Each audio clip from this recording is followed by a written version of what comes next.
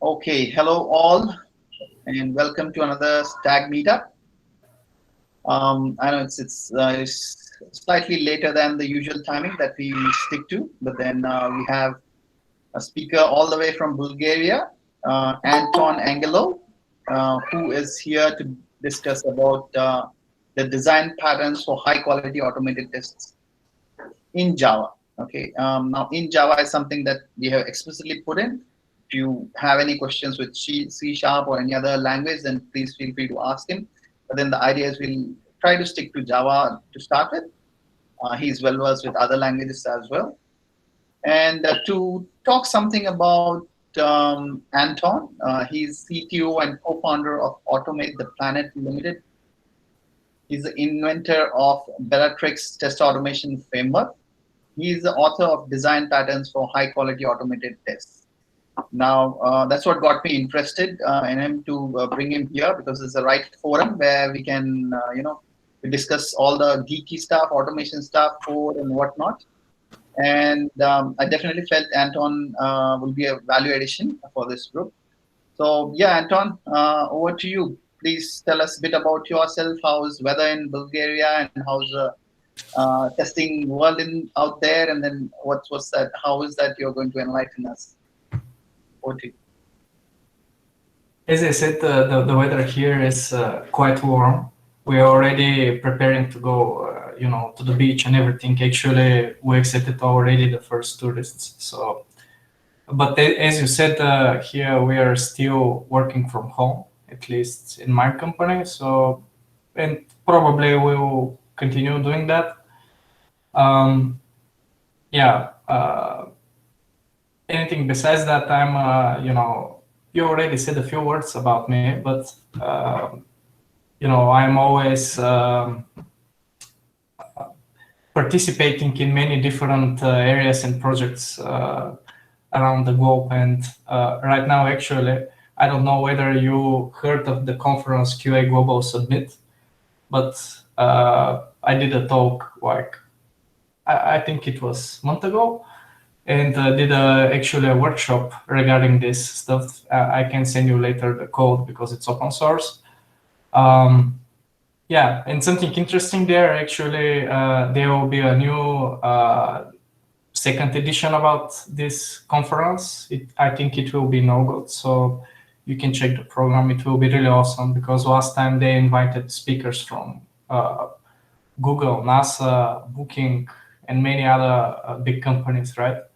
Yeah.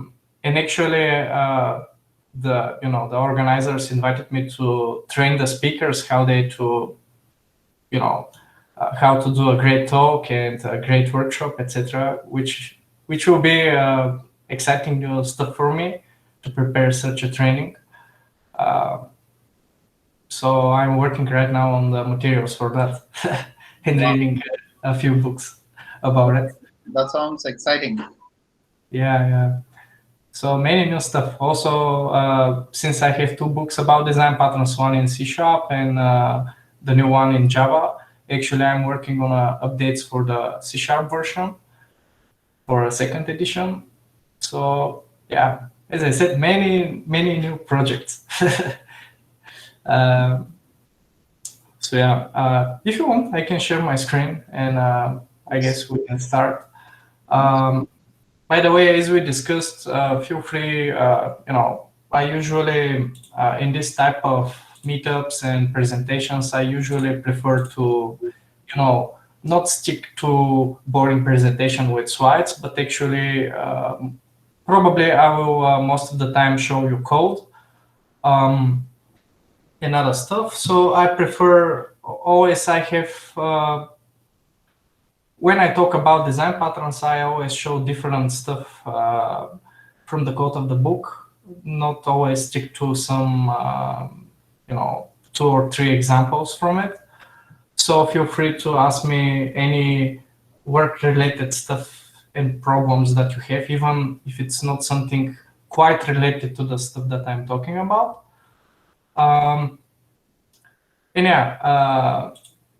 So the books are on Amazon. By the way, something quite. I received an email from Amazon today, and they told me that they're going actually to offer all of their books in Australia, and they are going to be open a factory for printing on demand. So all of the books on Amazon, including mine, will be offered to be basically you can purchase a book from them, and they're going to be printed in Australia and bring it to you, which is quite exciting because this was only thing that they offered in Europe and United States, and it's something new for Australia. And even 10 minutes before the meetup, I just updated and signed some contracts with them. Nice. To do that. That's some really good news there, Anton. Yeah, yeah. All right. As I said, I'm not going to stick to the normal presentation about it. All of the source code that I'm going to present to you, actually, I'm going to send it to the chat. It's freely available in GitHub and it's open sourced. As I said on the QA Global Submit, I did a workshop related to, again, to the concepts of the books. It was, I don't know, 6 or 7 hours. Probably in the next QA Global Submit there will be also one. But why I mention it, because I created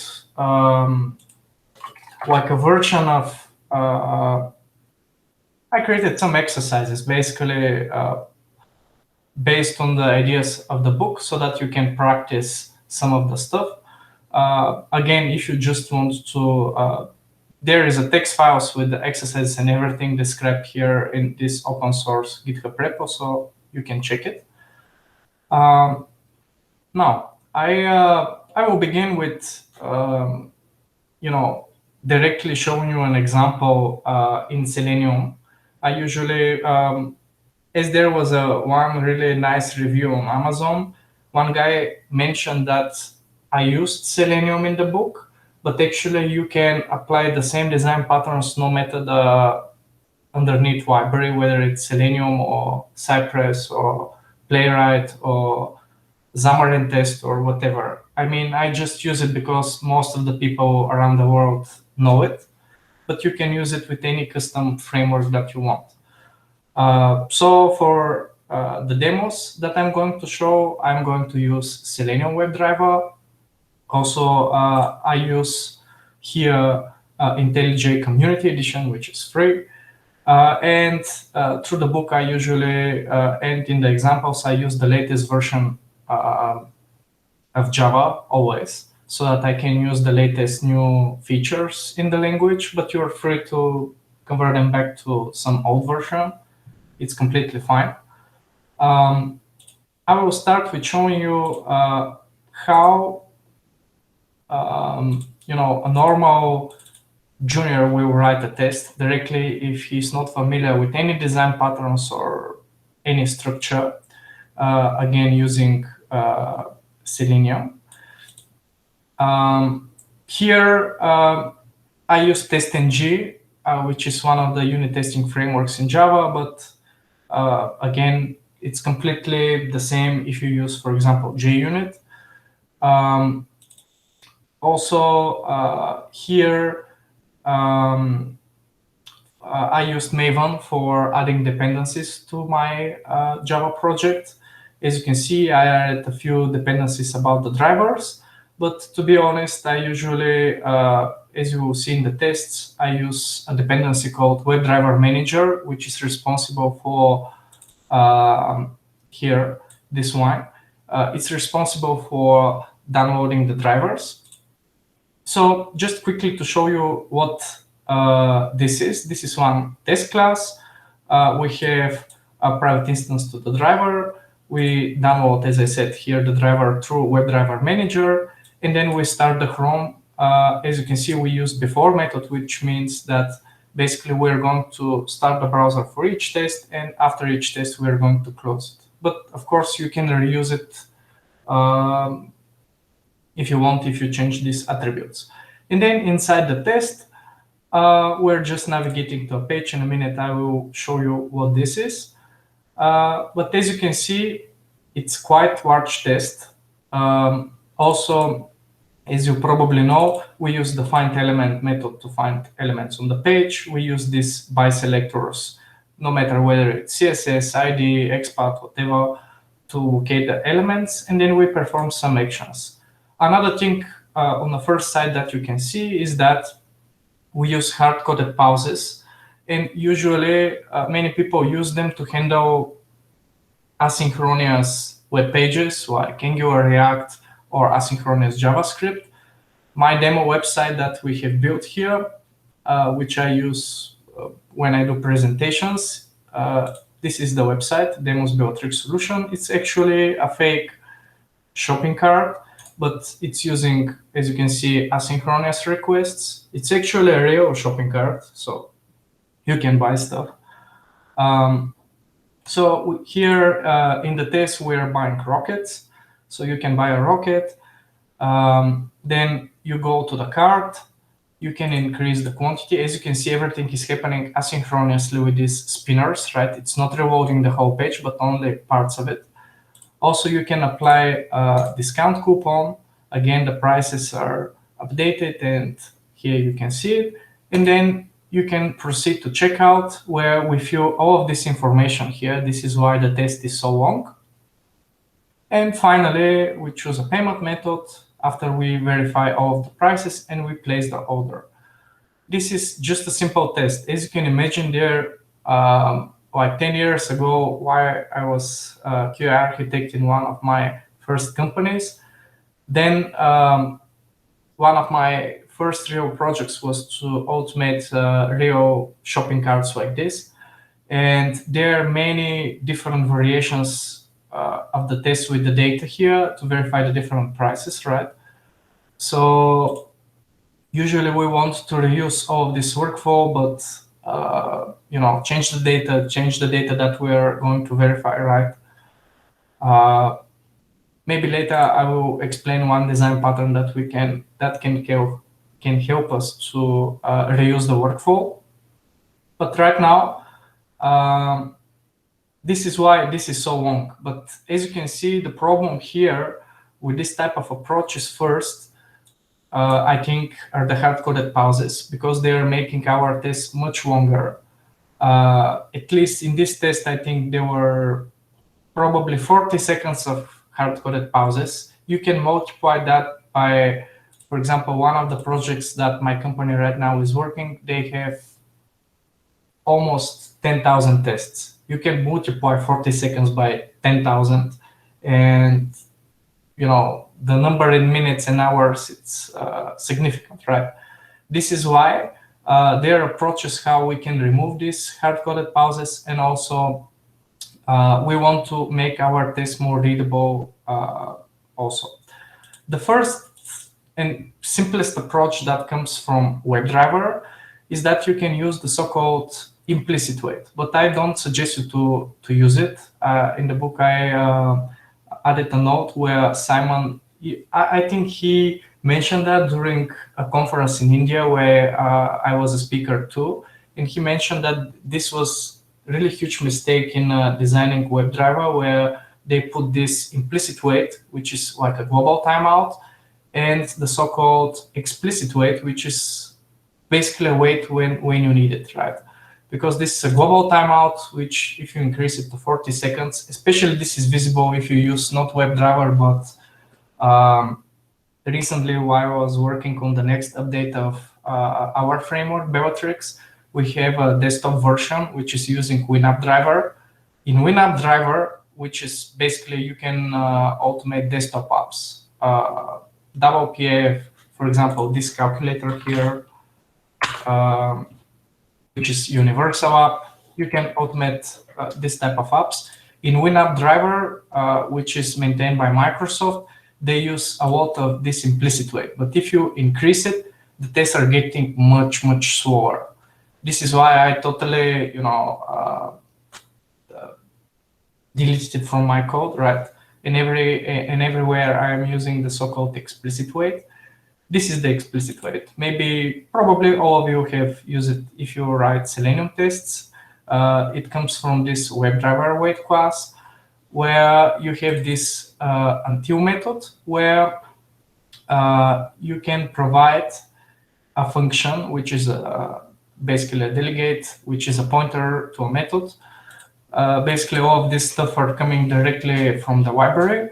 And the simplest way is to, as you can see here, I made private methods, which all of them have ugly names. So ignore the naming for now. We're going to improve them with design patterns. But for now, why they have ugly names? Because especially when you use the word and, this means that your method is doing two things, which is not good because it's not following the single responsibility principle.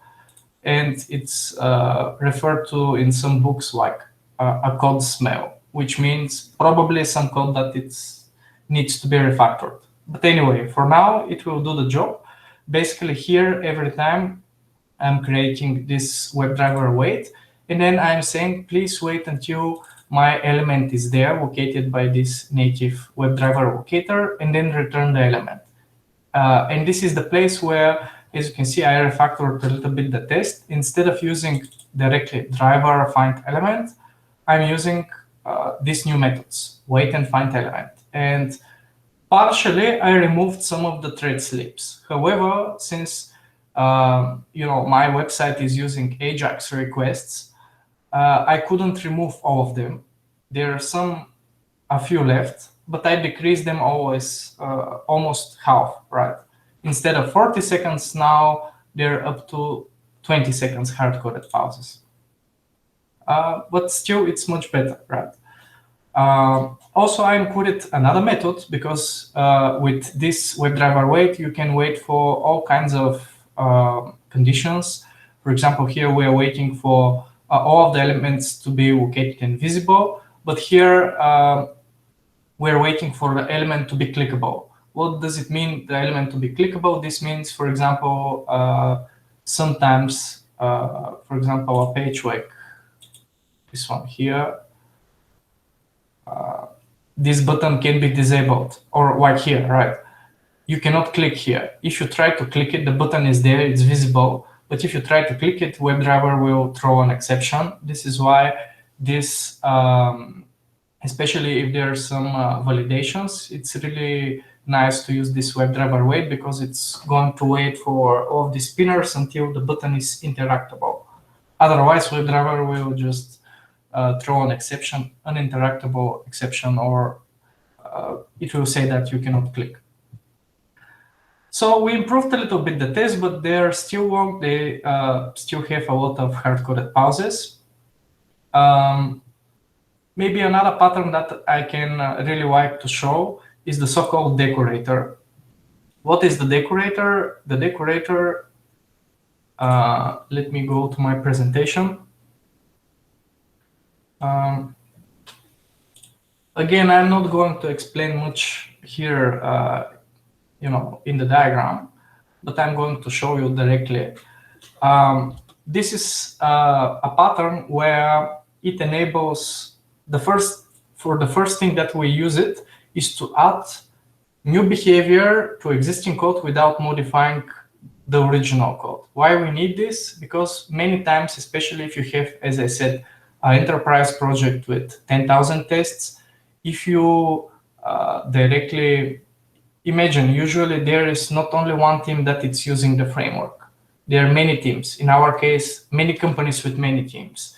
And the whole point of the frameworks is that usually you allow people to customize the framework based on their context of their team. And I don't want team A to add a new behavior to the core framework and basically break the tests of all other teams, right? Because they're not going to execute all the 10,000 tests. This is why if they only need to modify the behavior of the framework only for their context, they can do it with, this is just one option. I usually, for one problem, you can use different approaches to solve it, right? And you can use different design patterns. This is one of the solutions. So what is the decorator? Basically, you have one implementation, as you will see in a minute. We will have a concrete implementation of the elements and for the driver. And then through decorators, basically you are nesting the behavior, and you can add behavior to it. What does it mean? For example, in the demos, we are going to add logging to the different actions that we do. For example, when you click, we're going to log something to the console. When we find an element, we can print to the console how the element was found. This is the simplest form. But for example, in our framework, we can use the decorator to, for example, add a highlighting for a second around the elements. I don't know whether you are familiar with this kind of highlighting, but basically when you perform some actions, it's going to make a yellow rectangle around the element for a few seconds, then this will disappear. And then this usually helps, especially if you are going to record the whole execution, to be familiar what it's doing. And another benefit of this pattern is that you can customize and change the API. What does it mean to change the API, and what is actually an API? The API is basically how, I'm not talking about web services, I'm talking about framework API. Framework API or application interface is basically the methods, the name of the methods, what parameters do you need to use in arguments, how many of them, how easy is for you to find out what you need to do, and so forth.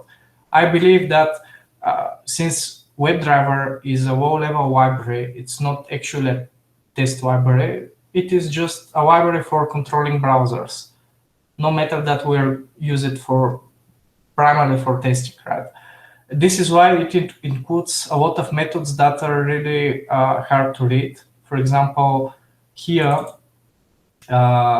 we use the method send keys for typing, for uploading files, and for clicking with the keyboard, which is a little bit strange name, right?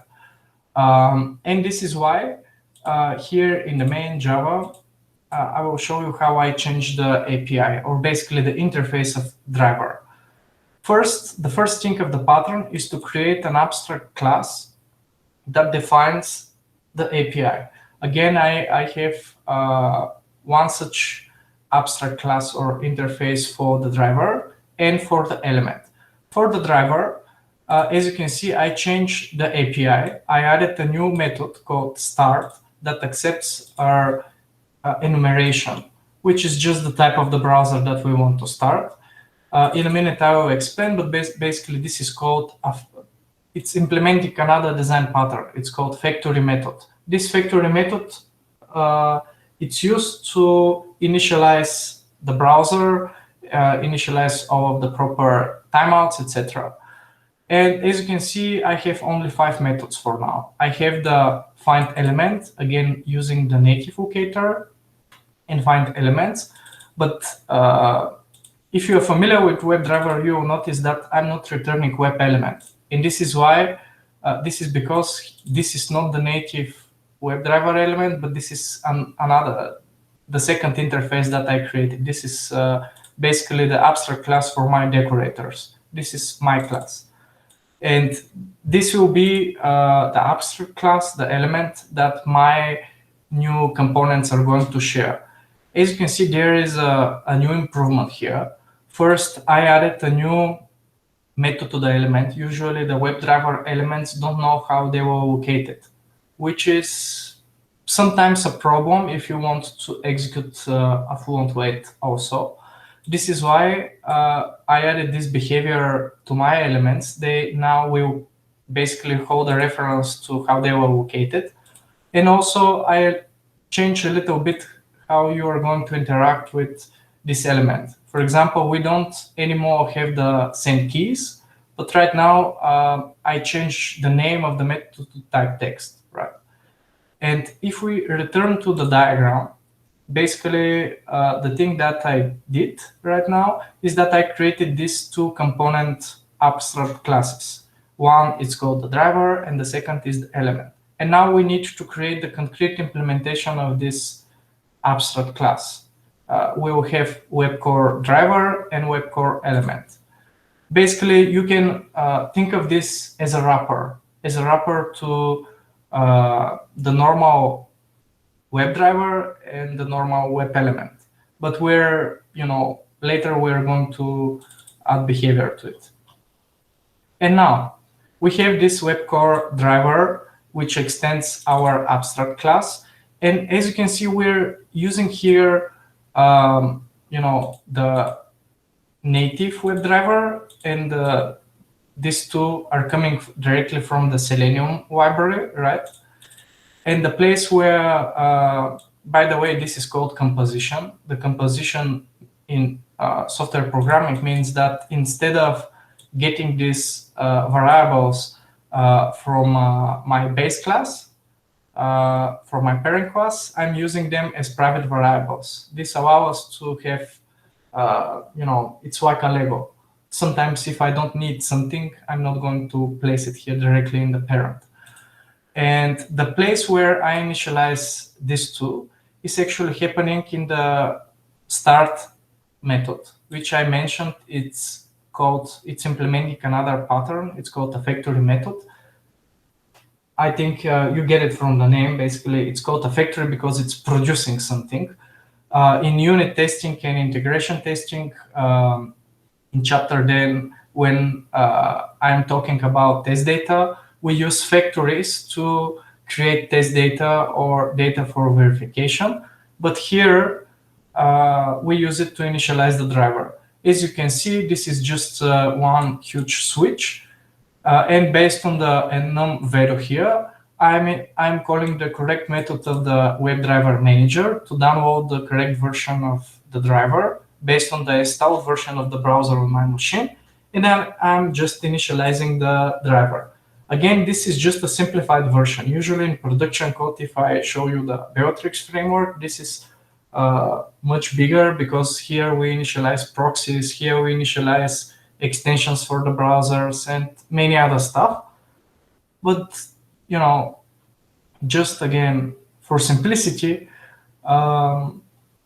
this is enough just to run the test that I showed you. Also in Java, in the new version of Java version 12, there is a new version of the switch here that I commented. Right now you can use the switch. I don't know whether you have used it in this way, but basically you can use it as a method. Basically you can initialize the driver directly when you place here the equal sign. And in order this to work, instead of using the break, we're using the yield keyword, which may make our code a little bit shorter sometimes. And then here, another tricky part is happening in the find element method. Instead of having these ugly private methods in every test class, I want to reuse this logic with the WebDriver weight. This is why I override it. This comes from, this is basically an implementation of my abstract class. There we define this find element. And basically it's accepting again the bio, which is coming from Selenium. This is not a class that I wrote. And the thing that we are doing is that before finding the element, basically we are finding it through the fluent weight, through the explicit weight. We are saying every time when I call find element, first wait for the element to be present on the page, then we wrap it into the second class in a minute that I'm going to show you, the web core element. This is the concrete implementation of the element abstract class. And this is how the magic works. This is how actually my new elements will know how they will find. Because here I'm in their constructor, I'm providing the driver, the native element, and the locator. As I said, these implementation classes, they are basically just wrappers, right? You can think of it, I don't know whether you have heard of the term matryoshka. This is like a Russian doll. I don't know whether you're familiar with it, but you can nest many dolls. Let me find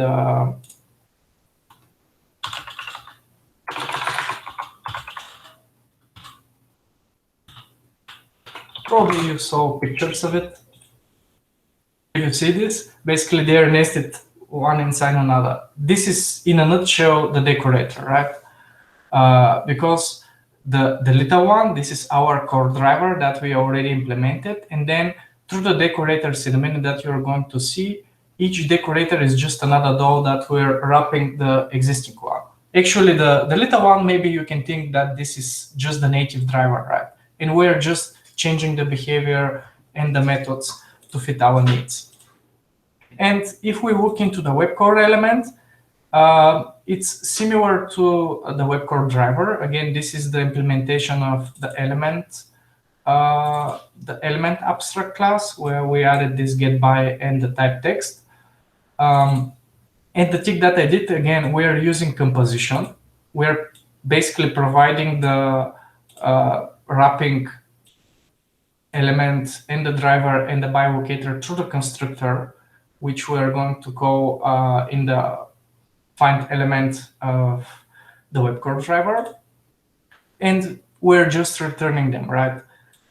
Maybe something interesting here, for example, for the type text, as you can see, first we're waiting a few milliseconds, then we are clearing the text. Usually this is suggested to do so. So if there is an existing text in the text field, we're clearing it, and then we're using again the native send keys to type the text. And something more interesting for the click, again, here as a private method, I added this behavior where we're waiting first for the element to be clickable through the fluent wait, and then we click it. And this time, this logic prevents you to get this uninteractable exception. And right now, I will skip the decorators, but if we check the tests, how they look, even without the extension, you will see that here I initialize, I nested, this is the decorator that in a minute I'm going to show you. I provided the web core driver that you saw, and we start the whole thing through this factory method start, where I say, please start a Chrome driver. And then the interesting thing is here that actually every time when you call driver, we're calling our wrapper, right? Here underneath, we're going to call the original driver inside. And when you call here find element, it really looks similar to what the original driver is, but if I hover, you will see that this returns our abstract element. We're going to find it here. Underneath, you're going to wait until the element is present on the page. Then we're going to wrap it into the different decorators and wrappers, and then we're going to assign it here. When you perform the click, then we're going to wait inside, because this is our web core element, we're going to wait for the element to be clickable, then we click it. And the same is happening for the type text. Inside, we're going to wait a few milliseconds, then we're going to clear the text, and then we're going to use the original send keys. And again, this changed the API significantly, but we're going to reuse this across many different tests instead of using this hard-coded private methods everywhere. And if we want to extend all of this, usually we need, if we return to the pattern, you will see that we need this base decorator class, and then we have these decorators, basically these additional wrappers to the thing that we have. And if we look at it, we need these two additional classes. As I said, the driver decorator is extending the driver. This is just a class that connects, the extending decorators to the original implementation. So it implements the same abstract class. And as you can see, we are using composition again. We're just wrapping the thing that we provided in the constructor. This is not interesting because it's not doing anything than just, it's like a plugin. The interesting thing actually is happening in the logging driver. This is the actual implementation of the driver decorator class. Again, here we are calling the super constructor, providing the real thing that we're going to decorate as an argument here. And as you can see, we are again calling the thing that we provided in the constructor, but on top of it, we're adding the new behavior. Whether this will be a logging, whether this will be highlighting, whether this will be waiting for all of the AJAX requests or anything, you can add it here. We did the same for, again, I have the element decorator, again, true composition and all of this stuff here that I'm just calling, and the walk element. It's almost the same, but there are slight differences. Maybe this is just too abstract for you, but through the chapters, I extended the solution just quickly. I'm going to show you one method that I added that we can use for removing all of the additional hard-coded pauses. And I added it again in my original implementation. Basically, I introduced in the driver abstract class 2 new methods, wait for Ajax. As you know, there isn't such a method in the original native iWeb driver, and wait until page loads completely. These are 2 new methods that I added to my interface, to my framework. And here in the web core driver, at the bottom, I implemented these 2 new methods. Basically, as you know, we can execute JavaScript through WebDriver, basically casting the driver to the JavaScript executor interface. And the thing that I'm doing here is that I'm executing specific JavaScript code. Again, my website is, in order to be able to support this asynchronous requests and loading just parts of the page, we are using the popular JavaScript library called jQuery. So in order to use this method, I accept that the page already have loaded the jQuery library. So in the context of the page, you have access to the jQuery. This is why when you execute this code, it will return true or false whether all of the active Ajax requests have finished or not. And as you can see, I'm using it in combination with WebDriver wait until method. This is here we're just using anonymous method or lambda expression. In the previous version of Java where we didn't have lambda expressions, in order to pass another method, basically in order to support functional programming, the functional programming means to provide as an argument to a method another method. You needed to create basically anonymous class here and then implement a method called invoke. But in the latest version of Java, we support already lambda expressions. The lambda expressions basically behind the scenes, the compiler is generating these classes for you in methods. It's working similarly in C# and other languages. But anyway, basically here, you can think of the WebDriver wait and the until. If we look into the code in the GitHub repo of Selenium, basically this is just one huge do-while statement where we're just executing pauses between the requests until this condition is returning true. Otherwise, if we exceed the timeout, it will throw an exception. But this will help us when you call wait for Ajax to basically remove all of these hard-coded pauses. If we return to the same test, but using this method, you will see that we no more have any thread sleeps, right? And this is happening because on many places where I had this hard-coded pauses, I removed them and I changed them with wait for Ajax. And why this is important, not to use the hard-coded pauses. This is important because sometimes 5 seconds may be enough, just enough to pass the test. But sometimes your environment will be a little bit slower. It will take 6 seconds instead of 5, and the test will fail. Also, sometimes your environment will be faster and it will completely load the page for 1 second, and then you will wait 4 additional seconds for each particular statement, right?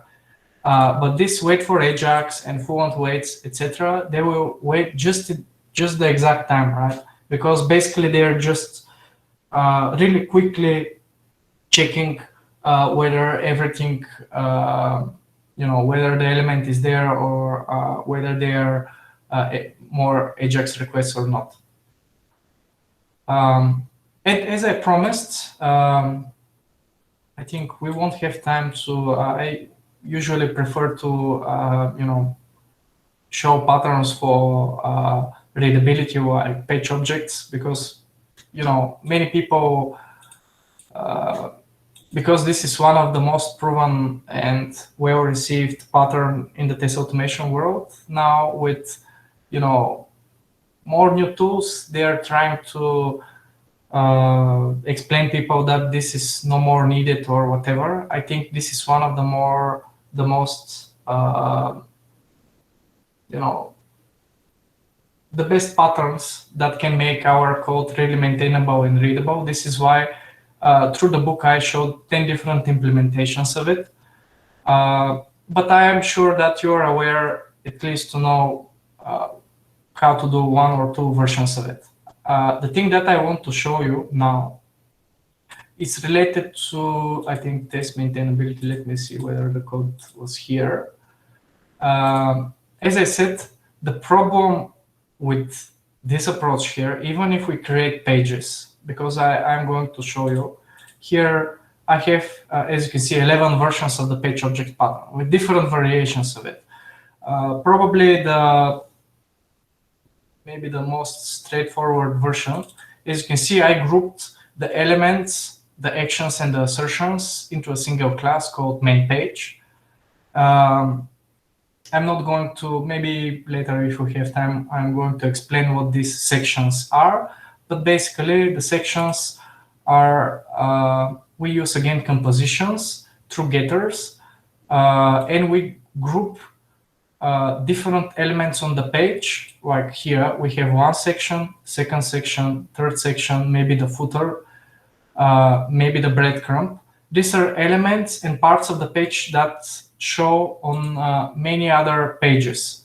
For example, here on the home page, you will see that we don't have anymore the breadcrumb because this is the home page, but we again have the main menu, the cart stuff here, the search, but on another pages, they don't appear. But we want to reuse the elements. In order to do that, basically we group them in these page sections, and you can think of the section as a mini page object. And I prefer to use this approach instead of, having one, it's called fat base page, where I put all of these shared elements and actions, right? Because again, like a Lego, sometimes I will use 3 of the sections, sometimes I will have 4 of them, sometimes I will have just 1. And through this approach, I can really just expose the correct elements to the page where I need them. Again, the section is just a simple page object where I'm just returning through the getters the elements, and I have some actions. That's it. But again, the main thing that I wanted to explain here is that if we see version 6, or no, here for the facade design pattern, this is a test, the same test, but here we use page objects. This is the same test that you saw earlier. But as I said, I grouped the logic into 3 different pages. Basically, the 3 pages part of the workflow. I have the main page where the logic where I add a particular rocket to the shopping cart. I abstracted it into a more generic method where I just provide the name of the rocket, and this is responsible for adding the correct, generating the correct locators and clicking on the right product. And then on the cart page, I developed a few methods. One for applying the coupon. This inside, if we look at it, it will, as you can see, type the coupon, click the apply coupon button, it will wait for Ajax. Our readers of the tests and the users don't need to know all of these details, right? But again, this test is quite huge again. And if we don't need to perform some of the actions, and you want just to change, what product you choose and what is the price and the quantity, you need to copy paste all of this. And again, if there is a change in the workflow, you will need to do it in many places. I had this initial problem, as I said in these projects before that I was working on this shopping cart. We had 100 tests reusing almost the same workflow, even with page objects. And then, for example, we added a new discount to the shopping cart, and I had to go to 100 places to change all of this. Or imagine that even if you add a new parameter here, if you add a new parameter, again, you have to go to 100 places to add the new parameter, which is awful. And one of the patterns that we can use is called facade design pattern. What is the facade? Basically, you can think of it. I created here this purchase facade. Usually we use the facade as, in programming, we usually use the facade to combine different libraries to perform a single action without caring which libraries underneath we use. Here, I modified it for the test automation so that we, again, create a workflow method. In the purchase facade, as you can see, through composition, I'm using all of the needed pages. I provide them in the constructor of the facade. And then basically the whole body of the whole workflow is defined in this verify item purchase method, where I provide all of the data that I'm going to need. The rocket that I'm going to purchase, the coupon name that I'm going to apply, the quantity, the expected price. This can be, again, this is simplified version of what it can be. Again, we in production code, usually we can have one class holding all of the information that we are going to need for input, and then we'll have additional object for holding all the expected information that we're going to verify. Again, it's up to you whether to put assertions or not here. Some people prefer to call the assertions directly in the tests and not hide them in the facades. Again, since usually these tests, end-to-end tests, they're quite huge depending on how you design them. This takes, for example, 1 minute to execute. This is why, again, it's a best practice to perform a single assertion for unit tests, but as long as we're talking about end-to-end or the so-called system tests, for me, it's quite acceptable to do multiple assertions. And as you can see here, after I apply the coupon, I am checking that my coupon label successfully applied was displayed. Then I'm asserting, before proceeding to the page with the billing information, I'm asserting that the total price was correct. This is happening right here. Let me show you. Not the checkout, but the cart. If we go to the cart, again, on this page, I'm verifying this price and this price. But this is before the final page, because you care about these prices everywhere. Again, you can create only a test for before, checking all the variations and the prices and everything without going to the proceed to checkout. This is up to your design. In production code, the thing that I do, and I explain and talk much more about it in chapter 10 when we talk about test data, is that I don't like to create only pure UI tests. This is why I call them system tests, because usually I arrange the data through APIs or database, meaning that, for example, if I need to verify all of the prices here, I'm going to basically arrange the state into the database through APIs. and I'm going directly to navigate to this particular page and verify only the prices without going through all of the additional steps on the first page. I'm going to do the same for this window here.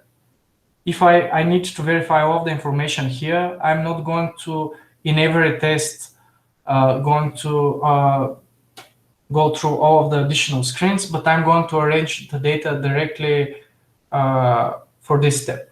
But again, in many projects, this is not possible because we don't have full access to the database or for the right APIs. In such a case, I prefer, as I said, to reuse the assertions. And if we look now how this looks into the test, again, this is with page objects, and this is how it looks with facade. I initialize the facade in the test init method, before method. Basically, I just create new facade and I provided the 3 page objects. I initialize the pages here in the test initialize, but again, you can do it in a before class method if you wish. And then our test is just a single test. This is our expected information. This purchase info, we use it for, again, for just providing the information that we are going to type into the few screens, or we provide here also the information that we are going to verify, but we provided it here as arguments. I think somewhere here, let me see, or maybe it was later. Anyway, you can use, you can make it even shorter. For example, if you use the so-called factories, basically you can create a factory method similar to the start where you can produce all of this data without the need to be so, you know, basically you can make it even shorter on 2 lines. And again, if you use factory design pattern here, for example, you can have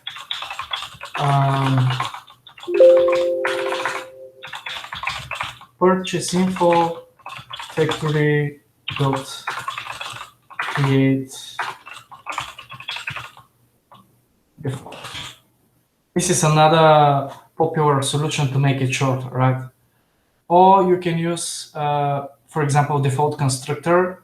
For example, this empty constructor can initialize with default data, but I usually don't prefer to, you know, couple the class with the data. This is why I usually prefer to have additional classes responsible for creating the test data, right?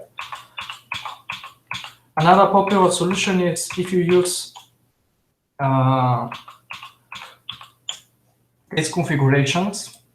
If I skip here to chapter 10, I was talking about, you know, usually you have different test environments, right? And the data on the different test environments may be different. Sometimes you can create some of the data, but sometimes this won't be possible and you're going to use static data that it's already into the database. And this is why we can use, I think here I implemented one of the solutions. Let me check. Nope. Into just a second. Yeah, into the resources. I usually prefer to use this kind of JSON files to provide the data. As you can see here, I provided the billing info default values here as a configuration, as a JSON file. And I created a configuration service. Again, it's really pity that it's a problem that in Java there isn't a default library for doing so. In C#, it's quite easy because Microsoft have built such libraries for directly converting different sections of the JSON file to C# objects. And this is why I have to create this myself. I created this configuration service, which again uses generics for handling this. Basically, based on the environment, this may be an environmental variable, or inside this application properties, which is the normal way of providing data in Java, you can mention which environment you have. I have only a single thing here, which mentions which is my environment. Right now, this is just the QA environment, but you can, you can have the QA environment, the staging, the production, whatever. And depending on this environmental variable or value in this configuration, we're going to choose the right config here, right?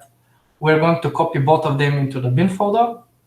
And then based on the value here or provided into the runner, we're going to load the correct file. And then we use another JSON library. I think it was written by Google. It's doing the thing that it basically parses the JSON to Java objects. And for each section here that I have created Java classes, right? Basically, the JSON library, it's just mapping the JSON and all of the information, and it's populating these classes for me. Basically, this configuration service, the thing that it's doing, if we check it later, let me see where I use it. Not completely sure. I guess here somewhere, for example, the web core driver. Yeah. As you can see here, I get the web settings. If you recall what are the web settings, basically here I provided the base URL, the different timeouts, because the different timeouts may be different based on the environment. Some environments are much slower than others. And this is why I created these web settings where I have settings for the different browsers and element wait timeout.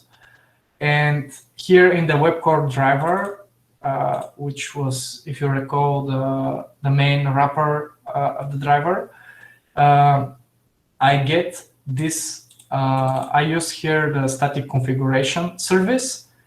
We use the generic get method, and I provide the type of the class, which is web settings. And basically this method, if I hover, you will see it's generic. It will just populate, it will read the correct JSON file. It will use the JSON library and map it to, and it will create basically a new instance of the web settings class, and it will populate it. And later we use these getters to get the specific for the different browsers. Right now I do it for Chrome, and I get the page roll timeout in seconds. And we can do the same for, as I said, for the information, because I already, as I showed you here, I provided information about the default values about this billing info, right? I also created such configuration based on the URL settings, because this is a common problem. We want to have different URLs based on the environment. And for example, I will switch just a second to the C# version of the framework, because I was working on it's almost the same, I mean, in Java and C#. But as you can see here in the Bellatrix framework, we use it extensively for mentioning all type of things. Again, based on the environment, we have different configurations. It's same in Java. And we have these web settings where in the timeouts, we say timeouts about waiting for element to be visible, to exist, to not exist. We are mentioning the timeout for waiting for Ajax, for page roll timeouts, we are mentioning parts to the different SSL certificates and so on, or for the execution. Hey, Anton, sorry for interruption. I think just a timeout kind of a thing. Like I'm sure it's really getting interesting. But then, if there's any important key points that you would like to highlight before we start a quick Q&A session, because yeah. Yeah, I think it's enough. Maybe we can. I can answer some questions. It's completely fine. Okay. So I think you covered most of it. Like even I had few questions which I would have asked, like what about the test data, which you covered eventually, which is really nice. So yeah, if you think you are done, at least you have covered most of it, then we can open the floor for question answers. Yeah, sure. Anyone, please feel free to ask questions. Maybe it was a little bit hard, but you mentioned that you're at the beginning you prepared me that you won't code and that you are all geeks. So this is why I started with something more, maybe hard to comprehend. No, it wasn't hard. It wasn't hard. At least for me, I'm sure, like for many of the other members as well, it wasn't hard. But then, yeah, I think John has something to say. Yeah, John, please go ahead. Oh, yeah, I just had a question about implicit timeout. Like my understanding of implicit timeout was it was just the most time that the driver would wait before it timed out. But if something happened earlier, it would continue on. So is that not the case? Or in which case, like I thought the implicit timeout was fine. But is that not the case? I mean, why are implicit timeouts not good? I couldn't get completely the question because I don't hear you very well. Vikas, can you rephrase the question? Or wasn't the question clear enough? Sorry. I thought implicit timeouts were a maximum timeout, but if the button appeared or whatever beforehand, the automation would just move on. It wouldn't wait for the full implicit timeout. So what's the problem with implicit timeout? Yeah, you're right. I think you're talking about the implicit wait, right? Yes, yeah. Sorry, yeah. Implicit wait. Yeah, the problem with the implicit wait is the following. It's working all right with the implicit wait. This is not a problem. The problem is that in many cases, this was my experience before, when you increase it much, for example, if you set it by default to be 60 seconds on some slow environment, again, yeah, this is the maximum time that you will wait.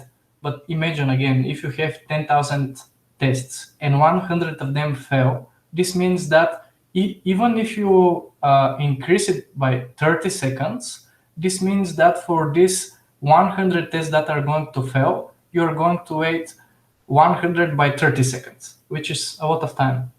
This is why I prefer not to use it. I don't know whether this makes sense.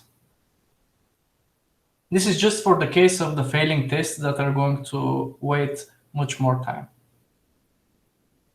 Right. Okay. Just to reiterate that, John, the idea behind this is, instead of having static wait, keep dynamic wait, which is incremental. Wait for it, object there, wait for it, object there. Okay, wait for it, and object is there. Then click on it, move on. Instead of just wait for whatever 5 seconds, 2 seconds, 10 seconds for an object to come up. So the way I see, he's trying to create a wrapper around the default waiting mechanism, which using implicit wait. And again, this is not something that I come up. Basically, Simon Stewart, who is the inventor of WebDriver, he mentioned that he prefers not to use it. And it's really, and also in the book I quoted another core maintainer of the .NET bindings. Basically, he said again that it's really a pity for basically not to combine both, but just to use WebDriver wait. Mm-hmm. But just for the sake of that they included it in the initial library, they're just not deleting it because many people already started using it. Mm-hmm. Okay, thank you. Any other question, anyone?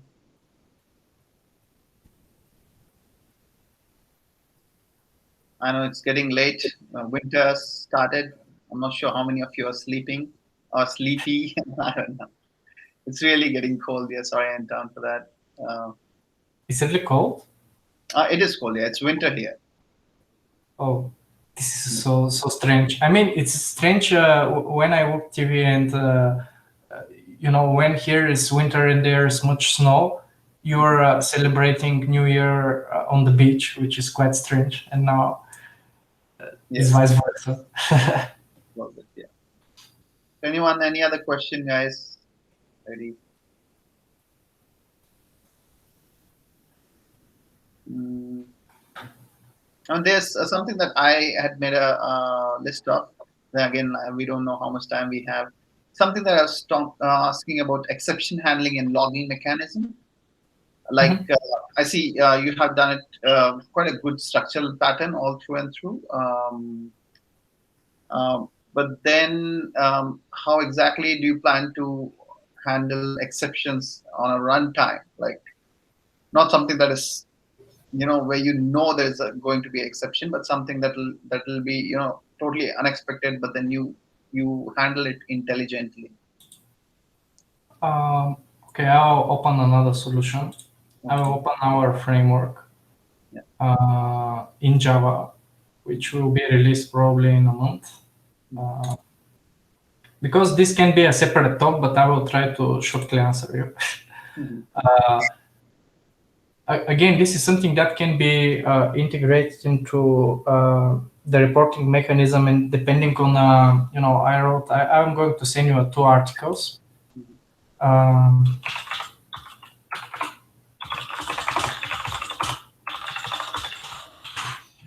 One of the solutions that we use in production, it's called a report portal. This is a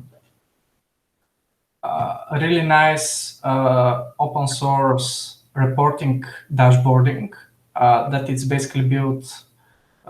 You deploy it on many Docker containers. And again, it has really highly configurable dashboard. You can see real time what is happening with your tests. And when you open them, you will see all the exceptions here. Again, you will see how basically the tests just failed, right? So another approach for handling this type of exceptions, at least the way we did it here. Sorry for not building a project, but right now we're working on a new version, and this is just another branch. I introduced here into the configuration a global troubleshooting setting, calling whether I want to print somewhere the debug information or not. By default, it will be false, but when I want to debug it to see some internal errors, I'm going to use it. And into the Bellatrix core, I have a class, I think here in the utilities, you'll see it. I'm just checking whether this is enabled or not, based on the same mechanism that I showed you. And I'm printing the stack trace of the exception. This is one way how I usually troubleshoot this type of internals of the framework. And another approach was, again, for Java, it's a little bit different, but for the C# at least, I integrated this with Azure Insights. If you're familiar, Microsoft Azure is the cloud of Microsoft technologies, and they have this, it's something like, to think about the insights, this is like Google Analytics for code. And basically you're logging what is happening inside the library into Azure, and then you have all of this kind of tooling that you have in Google Analytics to basically analyze your exceptions. And in the early days of the C# framework, we use this to mitigate all of the problems that are happening inside the framework on the different machines. I don't know whether I answered, but Yep, cool. I mean, kind of like I'm sure the approach is being built, and so these are all open source projects, right? Yeah, completely open source. Yeah. So any other questions? Anyone? Last one before we wrap up. Hi, because I just have one for Anton. Thanks, Anton. It was a really insightful solution that you were presenting. So while we are talking about the flaky test, most of the tests, some of them can be handled like with the weights and all those things, but some of them can never be handled, and you might have to rerun. So is there any strategy or process that you have in place that can be used for rerunning your test, right? Like instead of manually picking your failures and then choosing them and then running them again, instead of that, is there any process that you follow for running your tests again, just the failures? You mean to rerun them? Yeah. Yeah.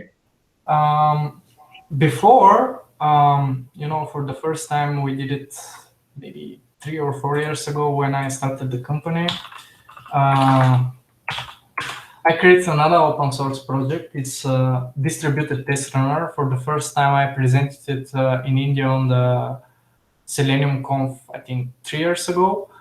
And this solution basically underneath is using the .NET test runner, and it has the capability of rerunning the failing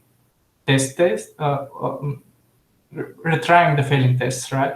And then basically, since this runner is producing another test result file, the tool is capable of merging the both results.